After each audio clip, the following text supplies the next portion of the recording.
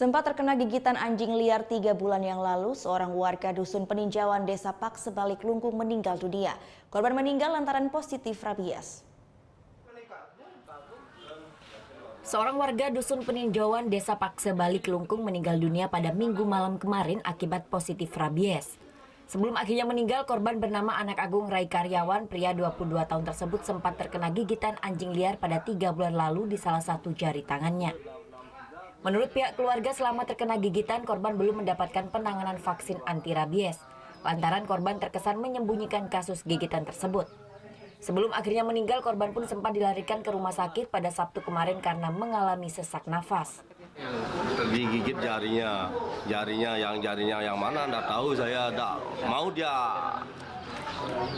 mengatakan sesuatu yang mana digigit, enggak mau pada orang tuanya. Waktu itu dapat vaksin anti rabies? Tak tahu saya, dia anak saya enggak mau mengatakan sakit gitu, biasa aja gitu. Karena lukanya sedikit. Iya. Terkait kondisi ini, pihak Balai Besar Veteriner Denpasar pun mendatangi lokasi kasus gigitan yang berada di Desa Paksebalik Lungkung. Kedatangan mereka untuk mendapatkan sampel dari hasil eliminasi terhadap sejumlah anjing liar yang diduga positif rabies.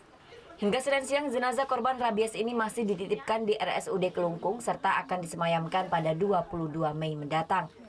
Kadek Mortana melaporkan untuk NET.